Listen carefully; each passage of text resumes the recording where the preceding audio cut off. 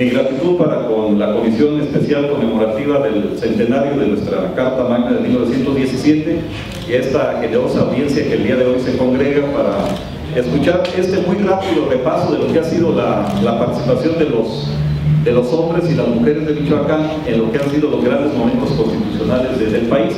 Es un recuento muy rápido, considerando un tiempo promedio de 35 a 45 minutos. Los detalles de este trabajo, lo puedo adelantar, vienen consignados en un libro que prepara este honorable congreso, esta comisión, y que en su momento lo puedo adelantar, no estoy violando alguna secrecía. Se presentará en el mes de enero para quienes tengan un mayor interés en profundizar en esto. Es un texto de alrededor de 100 páginas en la que se detalla la información sobre estas figuras de la clase política michoacana que han estado presentes en el devenir nacional en esta arista de la historia institucional del país. Bien, quiero hacer una énfasis muy rápido en lo que es la configuración de la cultura parlamentaria, la cultura legislativa, que tiene que ver mucho con los usos de la modernidad política en el proceso de transición del antiguo régimen, cuando se pasa del autoritarismo y el absolutismo real a lo que es la creación de las instituciones bajo las tesis y los modelos liberales. Como puntos de referencia, pues hay que considerar la creación de las culturas parlamentarias en países como Inglaterra, Francia y los Estados Unidos, que mucho van a influir en la asimilación de la cultura legislativa en estas tierras desde los tiempos de la Nueva España, y tomar como punto de referencia la crisis precisamente del Imperio Español de 1808 a 1810, que marca el parteaguas para la irrupción de estos usos legislativos en los diferentes espacios del Imperio Español, a lo cual la Nueva España pues no fue ajena.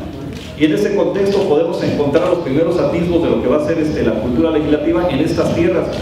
No es una exposición ni chauvinista ni panegirista de Michoacán, pero es una realidad histórica de que buena parte de la cultura legislativa de México se acuña en tierras michoacanas. Basta recordar el hecho de que la conspiración de Valladolid ya marca estas nuevas sociabilidades que se van acuñando, cuando los individuos se reúnen para deliberar sobre los asuntos públicos, sobre el camino a seguir en el marco de la crisis que afecta a la corona española. Y en este contexto encontramos a personajes como José María García de Obeso. Daré un número significativo de nombres: José Mariano Michelena, implementado Juan José de Michelena, Antonio María Uraga y el párroco de Pátzcuaro, Manuel de la Torre Lloreda, que andando el tiempo nos lo vamos a encontrar como uno de los primeros diputados constituyentes de Michoacán. Son personas que se vienen involucrando ya en los asuntos desde el lejano 1809, cuando se reúne este grupo de individuos para conspirar en favor de la independencia de México. Andando el tiempo, ya en el marco de la guerra de independencia, cabe resaltar la expectativa que en su momento generó Miguel Hidalgo y Costilla.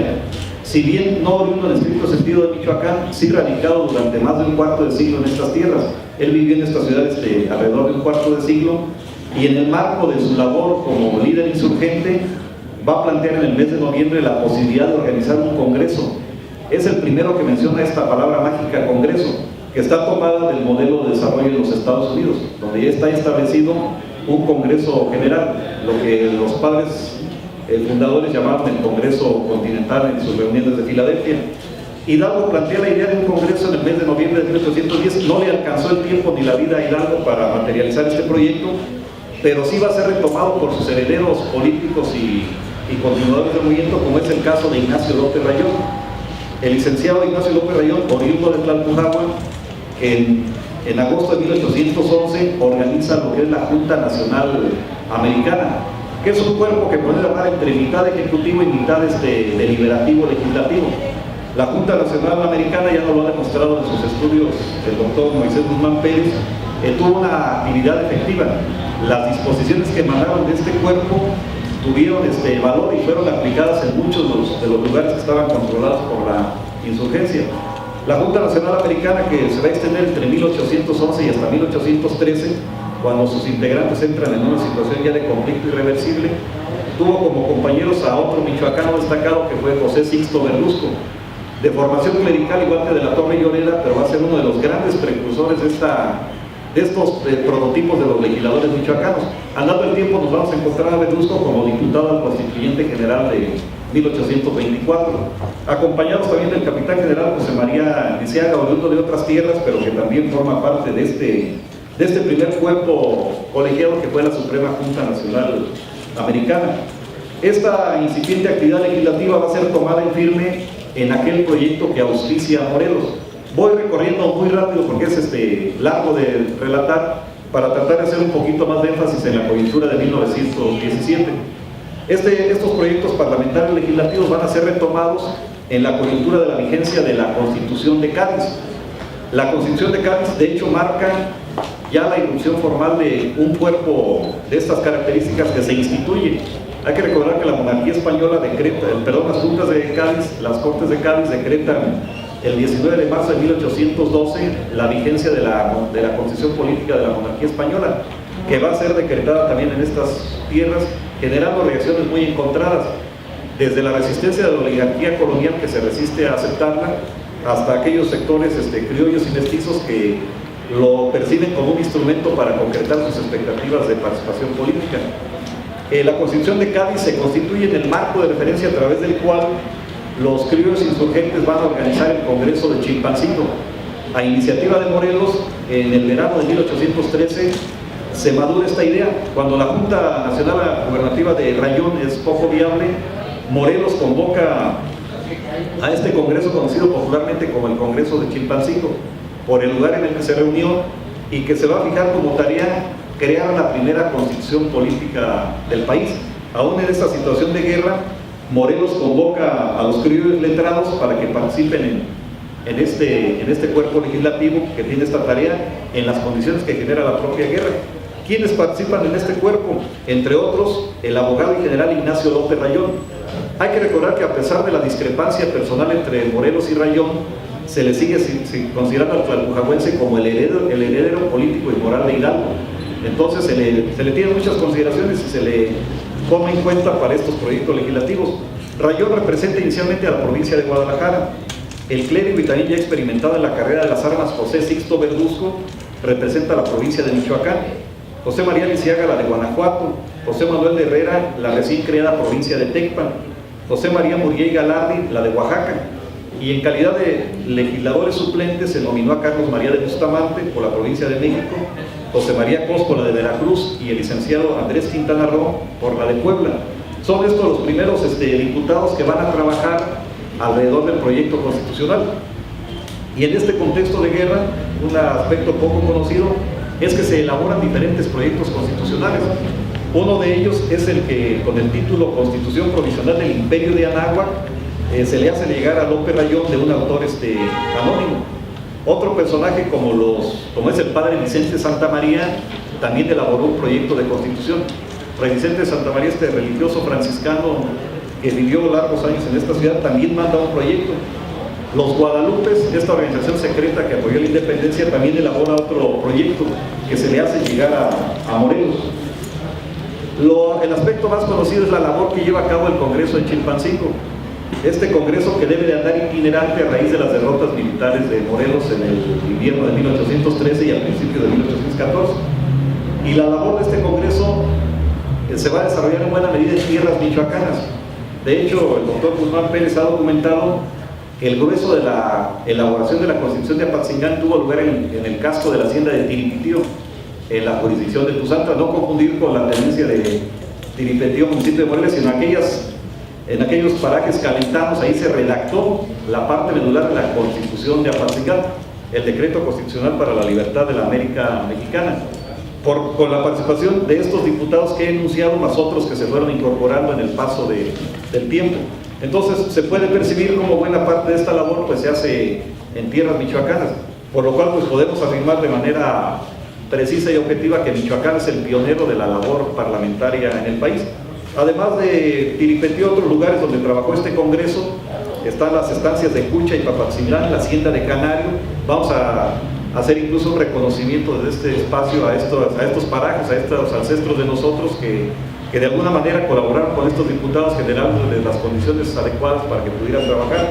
Las haciendas de San Antonio, Arunguarapio, Uruarán, el Tejamaní, Santa Efigenia, el pueblo de Santiago Ario, la estancia de Poturo, el pueblo de San Antonio Urecho, para finalmente arribar a Apatzingán, donde fue por circunstancia que los diputados acordaron la promulgación de la Constitución. En realidad Apatzingán ya es el punto de conclusión, donde llega el Congreso en el 20-21 de octubre, y el día 22 pues se proclama y se jura de manera solemne, para en lo sucesivo difundirla en los diferentes espacios en los que la insurgencia tenía presencia. Esta Constitución, como es sabido, pues no tiene efectos prácticos por la situación de guerra, la aprehensión y muerte de Morelos, que marca el declive de la independencia. Habrá que esperar mejores tiempos para que estos proyectos puedan tener alguna viabilidad, y se van a retomar en el marco de la segunda vigencia de la Constitución de Cádiz. Hay que recordar que en 1820 se generan las condiciones para que se pueda restablecer el modelo liberal en España, y por lo tanto los integrantes del trienio liberal ordenan que la Constitución de Cádiz vuelva a tener vigencia, que es el contexto que genera las condiciones para que la oligarquía colonial que gobernaba México, pues paradójicamente sea la principal impulsora ahora de la independencia. Hay que recordar que en el contexto de los trabajos de la Constitución de Cádiz, varios personajes michoacanos fueron electos diputados. Algunos viajaron a Europa y otros ya no lo pudieron hacer porque los eventos se precipitaron muy rápido. Hay que recordar que en 1821 se generan las condiciones para la consumación de la independencia. Mencionemos algunos. El doctor Antonio María Uraga, el cura de Marabatío, fue nominado diputado a Cortes en Cádiz. El licenciado Juan Gómez de Navarrete, abogado de la Real Audiencia y que fue mucho tiempo el abogado personal de la familia Iturbide. El también letrado Manuel Diego Solórzano, este personaje oriundo de Pátzcuaro, que también participa, mientras que el diputado suplente que correspondía a esta demarcación fue el capitán José Mariano de Michelena. Michelena, que va a tener un gran protagonismo en la historia política de Michoacán, y que ha sido de estos políticos michoacanos que no han visto cubierta su principal expectativa: algún día ser gobernadores de su estado. Michelena nunca pudo ser gobernador de Michoacán, aunque sí fue miembro del Supremo Poder Ejecutivo, que fue el primer gobierno colegiado de México. Otros personajes: el propietario rural y clérigo Juan José Pastor Morales. Algunos viajaron y otros ya no lo pudieron hacer a Europa. Bien, los eventos se precipitan para la consumación de la independencia. Voy abreviando muchos eventos históricos que ya son del dominio público. Cuando Iturbide proclama la consumación de la independencia, se convoca la organización de un cuerpo colegiado que fue la Junta Provisional Gubernativa, entre funciones ejecutivas y funciones administrativo-legislativas. ¿Quiénes participan entre ellos por Michoacán? El arcediano Manuel de la Bárcena, que había sido el profesor personal de Iturbide. Desde chiquillo Iturbide estuvo muy cercano a Manuel de la Bárcena. El intelectual Francisco Manuel Sánchez de Tagle, que va a ser una figura muy importante en la construcción de instituciones en el México de la primera mitad del siglo XIX. El brigadier Anastasio Bustamante, otro personaje prominente originario de Jiquilpan. Jiquilpan es el único municipio de Michoacán que ha dado dos presidentes de la República, el Bustamante y el general Cárdenas, que también había estado cercano a Calleja y después a Iturbide. Otro prominente figura es el vallisoletano José Rafael Suárez Pereda. Ellos van a formar parte de este importante cuerpo colegiado, que es la primera estructura de este tipo que va a tener vigencia en el país. En el marco del imperio de Iturbide se organiza en Michoacán lo que fue la primera diputación provincial. Estos cuerpos legislativos que ya consideraba la Constitución de Cádiz y que son los precursores de lo que es el moderno Congreso del Estado. ¿Quiénes integraron esta diputación provincial? Entre otros, hay que recordar que hay todavía un gran protagonismo de las instituciones eclesiásticas. La Iglesia tiene mucha influencia en el México de estos primeros años de la independencia. José Díaz de Ortega, que era el maestre de escuela y miembro del gobierno diocesano local y único de origen peninsular. El abogado José María Ortiz Izquierdo, juez de letras y asesor del intendente. El militar y polígrafo Juan José Martínez de Lejarza y Alday, que es muy conocido a través de la nomenclatura que hay en esta ciudad. El doctor Juan José de Michelena Gil, que es hermano de José Mariano de Michelena, que era el canónigo racionero de la catedral e integrante de su cabildo eclesiástico. El abogado Manuel Diego Solórzano, que nos encontramos como diputado en Cádiz. El capitán de milicias Francisco Camarillo y el sargento mayor Pedro Villaseñor. En calidad de suplentes fueron nominados el prebendado Francisco de Borja Romero y Santa María y el sargento mayor Mariano García de Quevedo y Peredo. En este cuerpo colegiado fue presidido en su actuación por el jefe político de la provincia, Ramón Huarte y Muñiz. Hay que recordar que siendo emperador Iturbide, pues designa a su cuñado como jefe político de Michoacán. Hay dos cuñados muy conocidos de Iturbide, que es Ramón Huarte y Muñiz, y el más conocido de todos, que también está plasmado en la legislatura de esta ciudad, Isidro Huarte y Muñiz. No confundirlo con el papá de ellos, es el personaje que tuvo mucho que ver en la construcción del Michoacán independiente. Iturbide organiza el primer Congreso Constituyente General. ¿Cuál era la expectativa? Trabajar en torno a la primera constitución política del país ya en el periodo de la independencia. Y en este marco se hacen las elecciones, un tiempo turbulento, 1822, y por Michoacán son nominados diputados José Mariano Abarca Monasterio, quien figuró con anterioridad de los principales conspiradores de Valladolid. Fíjense el retorno de estas figuras que habían estado en el tiempo previo a la independencia. Además, Antonio Aguilar, José Mariano Anzorena, Camilo Camacho, José Antonio Castro, que más adelante va a ser gobernador, José María Cabrera, Antonio Cumplido, Juan de Pomuceno Fonserrada y Soravilla, Ignacio Izazaga, Agustín Tapia, Mariano III, Rudecindo Villanueva y el teólogo Francisco Argándar. Argándar fue de los diputados constituyentes en tiempos de Morelos de la Constitución de 1814.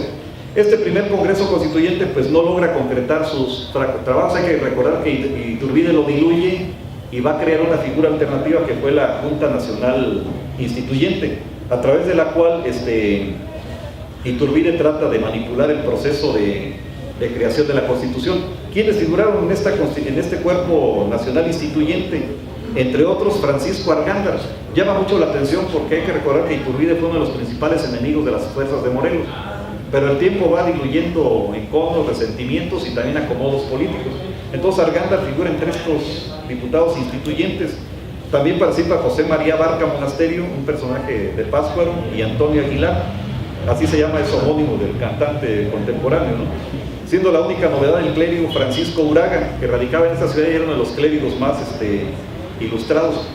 Tras la caída del imperio de Iturbide, se va a crear un segundo Congreso General Constituyente, que es a final de cuentas el que va a promulgar la Constitución de 1824, y un documento previo muy importante que es el Acta Constitutiva de la Federación, que le da razón de ser a las entidades federativas de este país. ¿Quiénes participan en este cuerpo colegiado por Michoacán? A diferencia del primer constituyente, la representación se redujo de 13 a 5 diputados. ¿Quiénes son? El abogado Manuel Diego Solórzano, que era una figura con mucha autoridad moral y obviamente era aspirante natural a ser diputado. José María Izazaga, que habían sido gente cercanas a Morelos. Ignacio López Rayón, es cuando regresa al primer plano de la política local y nacional, Ignacio López Rayón. Para muchos ha sido un enigma porque López Rayón, habiendo sido una figura de primer nivel en la política nacional desde la época de la insurgencia, se apagó como figura política, ¿no? En 1828 alguien lo propusieron para candidato a la presidencia de la República y se negó a participar. La vida de Rayón en el México independiente es de muy bajo perfil, ocupando puestos de segundo nivel. Y el resto de los diputados, José María Cabrera y Tomás Arriaga, un clérigo que radicó la mayor parte del tiempo en el estado de San Luis Potosí. Y en este contexto, bueno, asistimos a la promulgación del Acta Constitutiva de la Federación en 1824. Como dato, ya el 20 de diciembre de 1823 se había acordado crear el Estado Libre y Federado de Michoacán. De Michoacán a secas, hay que recordar que es hasta 1861 cuando se le da el apelativo de Ocampo. Pero se propone que forme uno de los estados que integren los Estados Unidos mexicanos. Nuestra referencia sigue siendo los Estados Unidos, ¿no? Incluso hasta la toponimia copiamos de allá. Allá es Estados Unidos a secas o de América y nosotros somos los Estados Unidos mexicanos.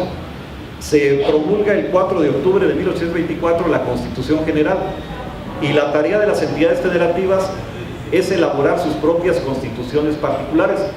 Y en este marco se va a organizar el primero de los 3 congresos constituyentes que ha tenido Michoacán. Este congreso se integra a principios de 1824, inicia sus trabajos en el mes de abril y se nominan 17 diputados propietarios. Todavía no existía el principio de fórmulas. Se elegía una lista de diputados propietarios y una lista más pequeña de suplentes. Cuando iba faltando algún propietario, en orden progresivo se llamaba del 1 al 5 de los diputados suplentes. Era el mecanismo que existía. Las fórmulas se van a introducir hasta la Constitución del 57. ¿Quiénes fueron estos diputados? Algunos son muy conocidos, fueron clérigos. José María Rayón, que es hermano de los hermanos Ignacio y Ramón. Juan José Pastor Morales, un clérigo originario de Guaniqué, un hombre muy acaudalado, dueño de las haciendas de Tecacho, Bellas Fuentes y demás. Manuel de la Torre Lloreda, que había sido conspirador de Valladolid en 1809, y Manuel Ruiz de Chávez, el muy conocido cura de Guango, de lo que es ahora Villamorelos. Con formación de abogados se incorporaron Isidro de Duarte y Muñiz, el hijo del ricachón Isidro de Duarte José María Macías, que había sido un cura insurgente en la zona de La Piedad, José María Paulino, un abogado muy conocido de Marabatío, y José María Jiménez, este personaje venía de la zona de Jiquilpan. En calidad de propietarios rurales, labradores y o comerciantes, fueron considerados diputados con José Reyes Soravilla, Manuel González Pimentel, José Trinidad Salgado Rentería, que andando el tiempo sería también gobernador de Michoacán, Agustín Aguiar, y José Cuerpo se va a dar a la tarea de hacer la primera constitución política de Michoacán, que se va a concluir hasta el mes de agosto del año siguiente. Michoacán, por diversas circunstancias, fue de las entidades que más se retrasaron en redactar su propia constitución particular. Incluso nos ganaron los estados colindantes, Jalisco, Guanajuato, Querétaro, y le ganamos al Estado de México. También los tiempos legislativos eran muy ajetreados, ¿no? No es privativo de estos tiempos, lo llevamos en la historia, ¿no? Bien, para abreviar y ser rápido, en 1835-36 viene el cambio del modelo constitucional. Se abole la Constitución del 24 y se va a trabajar para una constitución centralista, que se va a denominar genéricamente como las 7 leyes constitucionales. Michoacán designa a sus diputados a este cuerpo legislativo. ¿Quiénes fueron? Francisco Manuel Sánchez de Tagle, que era uno de los intelectuales políticos más influyentes en el México de su tiempo, Luis Gonzaga Movellán, Teodoro Mendoza, así como el general Mariano Michelena. Y en calidad de senadores, ya tenemos aquí la figura de senadores propietarios, figuran Antonio Cumplido y José Ramón Malo, así se apellida Malo, que había sido un personaje muy cercano a la familia Iturbide. Tiene vigencia la Constitución del 36, que entre otros efectos va a propiciar la Guerra de Texas y la crisis que después tiene la Primera República Central. En 1841-42, con base en el Plan de Tacubaya, hay la expectativa de crear un nuevo Congreso para una nueva Constitución. Por Michoacán, ya para entonces hay una confrontación abierta entre liberales y conservadores, y el cuerpo legislativo que va por este estado, pues más bien por este departamento. Michoacán pasó de entidad a departamento a raíz de la Constitución del 36.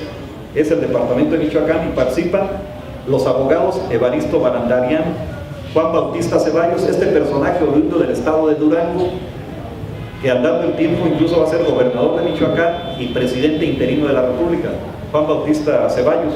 Luis Gutiérrez Correa, Vicente Rincón, los dos maestros en el Colegio San Nicolás, Ruperto Arzac y Aurelio Agustín Tena. Participa también otro personaje muy influyente en la política michoacana, que es el médico Juan Manuel González Urueña. El centro de salud de esta ciudad lleva su nombre, pero es una figura importante.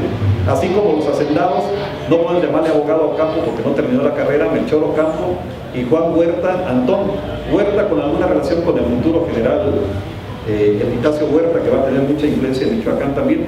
El Congreso del 41-42 fracasó, el presidente Nicolás Bravo abolió este cuerpo legislativo y creó otra figura, recordando los tiempos de Iturbide, lo que se llamó la Junta Nacional Legislativa, en la que van a tomar parte con Michoacán el general Miguel Garibay, el hacendario y exgobernador Diego Moreno Jasso, que fue uno de los primeros gobernadores de Michoacán, el abogado Juan Gómez de Navarrete, que había sido cercano a la familia Iturbide. Además, se había designado al obispo Juan Cayetano Gómez de Portugal, que no aceptó tomar parte en estos trabajos. La Junta Nacional Instituyente va a elaborar lo que muchos consideran que fue la tercera constitución del país, las bases orgánicas para la República Mexicana, que van a tener vigencia entre 1843 y hasta la crisis de la guerra con Estados Unidos, 1846, cuando de nueva cuenta se restituye la Constitución de 1824. Precisamente en este cuerpo que va a restablecer la Constitución del 24, ya en plena guerra con Estados Unidos, participan en la Diputación Michoacana, de nueva cuenta Juan Bautista Ceballos, Evaristo Barandarian, Luis Gutiérrez Correa y Manuel Castro. Y también participan ya un grupo de diputados conservadores. Un personaje también muy conocido en el Michoacán del siglo XIX, un intelectual, Ignacio Aguilar y Marocho, de los grandes ideólogos del conservadurismo en México. José Ignacio Álvarez, este personaje que yo lo ubico como muy cercano a Juan de Pomuceno Almonte, el hijo natural de Morelos, que fue gobernador de Michoacán casi 8 años, y Teófilo García de Carrasquedo. Además participa el joven capitán Miguel Cincúnigui, que más adelante también va a ser gobernador interino de Michoacán. Bueno, vamos a encontrar más adelante la convocatoria al Congreso Constituyente de 1856-57, en el que tras la guerra parada en el Plan de Ayutla, se advierte ya la hegemonía de los grupos liberales. Los conservadores son desplazados y obviamente esto se refleja en la integración de la Diputación Michoacana. ¿Quiénes integran este cuerpo legislativo? En primer término, el gran líder natural carismático, que es Melchor Ocampo, y Francisco Díaz Barriga como propietario y suplente, ya son fórmulas. Además, Santos Degollado y Juan N. Navarro. Aquí mencionamos a Santos Degollado, que aunque oriundo de Guanajuato, pero la mayor parte de su vida radicó en el estado de Michoacán. Santos Degollado, que trabajó muchos años en la burocracia eclesiástica. Por eso también conocía las entrañas del funcionamiento de la iglesia para proponer algunas de las medidas de reforma. Santos Degollado, que lleva como suplente a Juan N. Navarro, Francisco de P. Sendejas y Luis Gutiérrez Correa, Sabás Iturbide Rojas, que después va a ser gobernador interino del Estado de México, y Juan Movellán, Juan Bautista Ceballos y Francisco Figueroa, Francisco García Naya y Mariano Ramírez. Otras fórmulas, Ponciano Arriaga y José María Méndez. Alguien diría cómo Ponciano Arriaga es de San Luis Potosí. En aquel tiempo había gran discrecionalidad para designar diputados. Por ejemplo, Ponciano Arriaga fue electo como por 7 estados, Melchor Ocampo fue electo por 5 estados. Entonces pues tuvieron que escoger a qué estado representaban. Ramón Isaac Alcaraz, Julián C. Estrada, Francisco Vaca y Gabino Ortiz, así como Mateo Echáez y Rafael Carrillo. Rafael Carrillo, que andando el tiempo también va a ser gobernador de Michoacán en los años del Porfiriato. Son los personajes que integran la diputación que representa a Michoacán en los trabajos del Congreso Constituyente de 1856-57. Aquí hay que destacar la parte más activa, como en su momento va a ser Mújica en el 17, la tuvo Santos Degollado.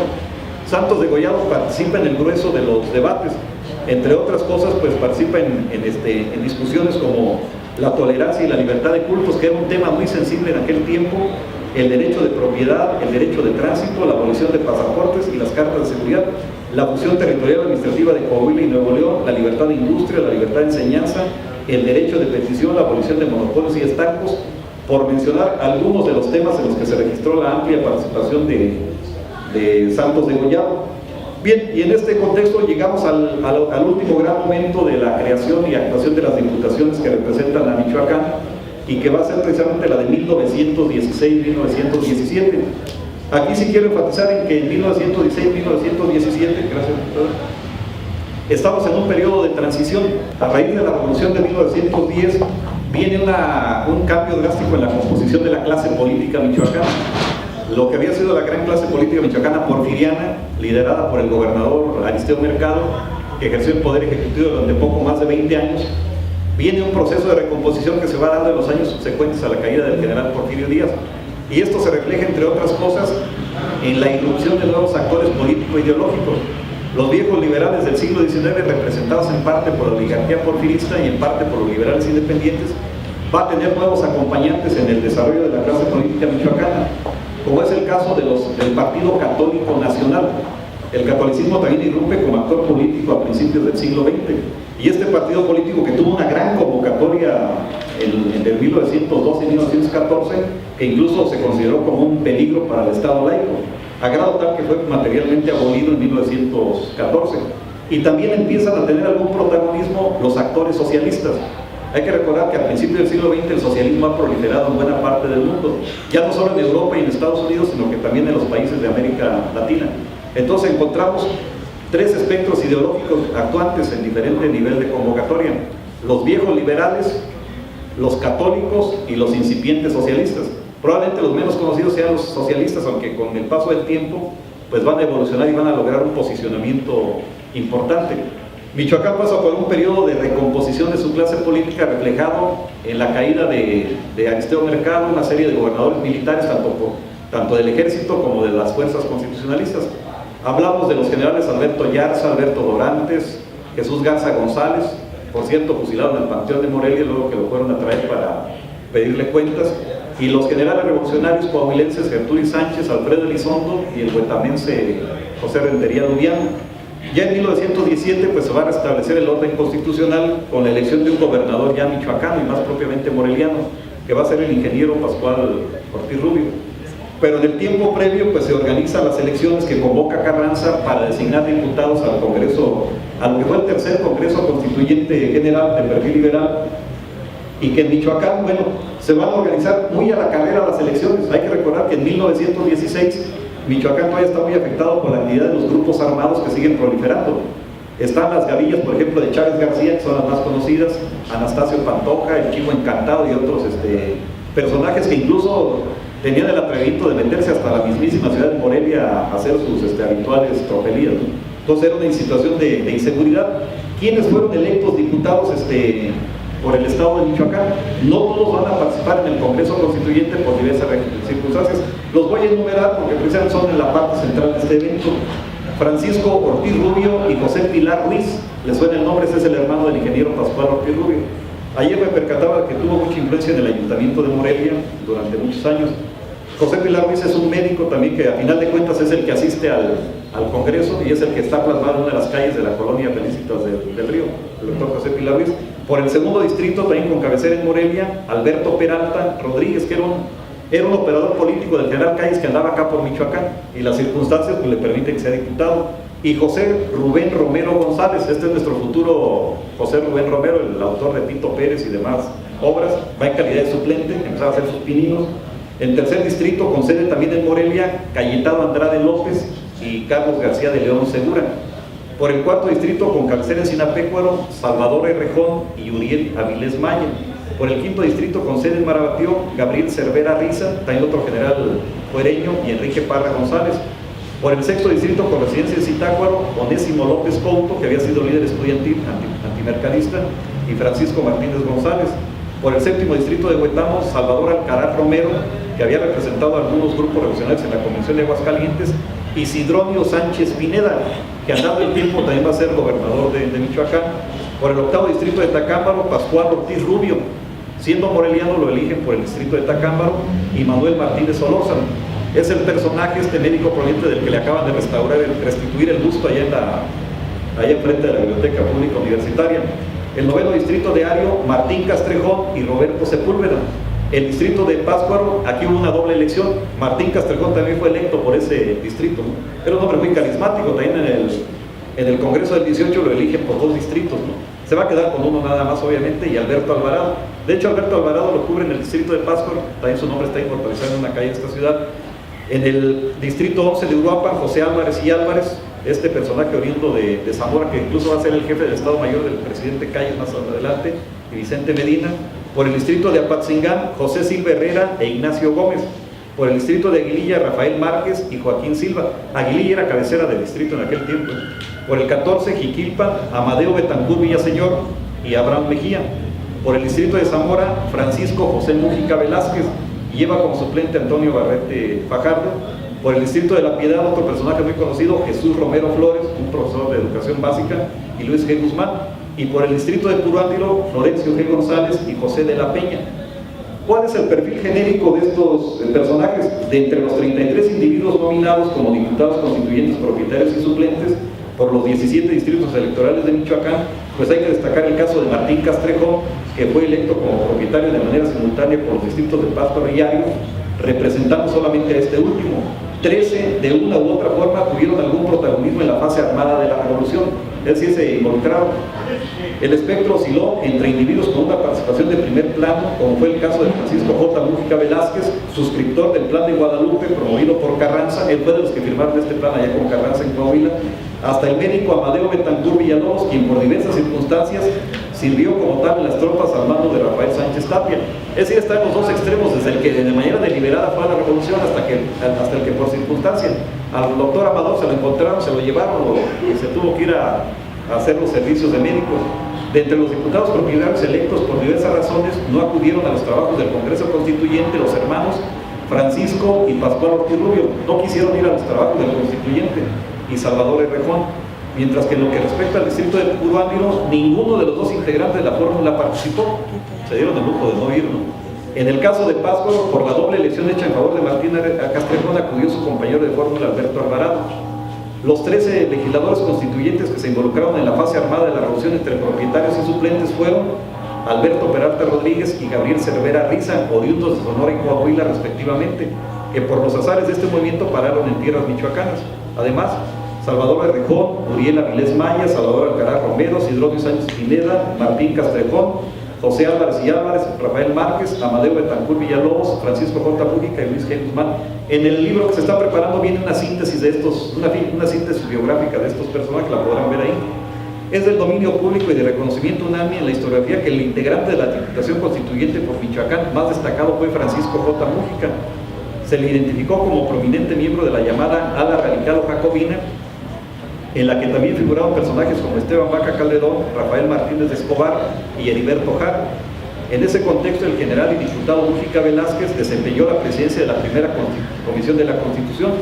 Se ha presumido en diversas fuentes historiográficas que este conjunto de legisladores recibió el aval por su inédita actuación del general Álvaro Obregón, quien se desempeñaba entonces como secretario de guerra, y después de Carranza pues, era el personaje más influyente de la triunfante revolución. La participación del diputado Mújica fue fundamental en los temas torales de los ámbitos económico, político y social. Sobre este particular, el testimonio de Juan de Dios Bojorquez es más que ilustrativo, pues, lo dice literalmente, nadie trabajó más que él, nadie rindió mayor labor que la suya, ninguno lo superó en la tribuna. Batallador de los más radicales en la izquierda, fue seguido entusiásticamente por las mayorías y respetado por los hombres de la derecha. Así las cosas, el legislador michoacano tomó parte activa en el debate sobre el contenido del artículo 3º, alusivo a la educación, alrededor de lo cual defendía la postura de que ésta debe ser impartida y controlada por el Estado. Esta postura ganó aceptación y respaldo, convirtiéndose en el primer triunfo del bloque radical. Nuestro personaje no dejó de tener protagonismo a la hora en que se abordó la cuestión laboral, concentrada en el artículo 123. Durante sus reiteradas intervenciones, Mújica defendió aspectos tales como la institución de la jornada laboral máxima de 8 horas, la creación de la figura del salario mínimo, la protección en el ámbito laboral para hombres, mujeres y niños, así como la participación del Estado como instancia reguladora de las relaciones obrero-patronales. Mientras que en lo que respecta a la relación Estado-Iglesia, el propio Mújica fue firme defensor de la propuesta del contenido del artículo 130 constitucional. En los debates se tomó también tiempo para compilar y mostrar pruebas presuntas de los presuntos vicios, excesos e irregularidades en los que incurrían los ministros del culto a la hora de la interlocución con la feligresía. Hay que recordar que la biografía de Mújica también fue alumno en el seminario de Zamora, entonces tenía algún conocimiento de lo que era la vida eclesiástica. Pero sin duda alguna que el aspecto más conocido del general Mújica como legislador constituyente fue su activa injerencia en el diseño y contenido del artículo 27, alusivo a la propiedad de la tierra.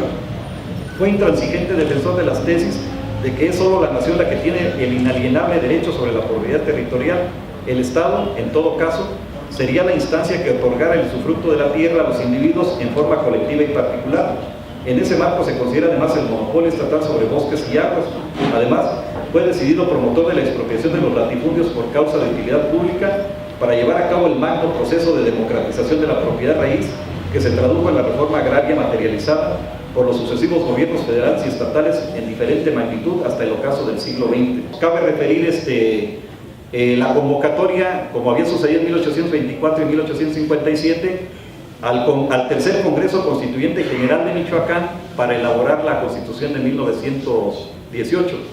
Como había sucedido en antaño, Michoacán también fue de los últimos, bueno, estuvo a media tabla en hacer la Constitución. Incluso, a reserva de precisarlo más, pues se inspiraron mucho en la Constitución de Querétaro, ya venían muy retrasados. Ahí lo manifiestan ellos mismos en las deliberaciones, ¿no? Que toman como modelo la Constitución que ya promulgó Querétaro para avanzar más rápido. El proyecto de Constitución de estos diputados lo elaboraron el área jurídica del gobernador Ortiz Rubio, también se les facilitaron más la chamba, ¿no? Hay que recordar que esta legislatura, la 34, estuvo en un momento también muy difícil. Están trabajando en 1918, 17 y 18, cuando Michoacán tiene muchas convulsiones. Todavía están los efectos de la gran hambruna que se suscitó en 1915-16. Siguen actuando los grupos rebeldes como el de Chávez García. Y para colmo se desató la epidemia de influenza española, la gripa. Entonces era un momento muy, muy precario, ¿no? Pero bueno, ya será tema de las conferencias del año que entra en el marco del centenario de nuestra Constitución particular. Lo cierto es que los diputados pues, también provienen de los diferentes espectros político-ideológicos, ya dominados por los liberales y los socialistas. Los católicos han sido desplazados desde la Constitución del 17 a raíz de su presunto apoyo al presidente Victoriano Huerta. Entonces, pues es un nuevo equilibrio de fuerzas políticas que ya pues abre una etapa nueva en la historia constitucional de Michoacán. Con esto termino, pues agradeciendo su atención. Ha sido un recorrido muy rápido, pero es que también no nos da para más. Gracias.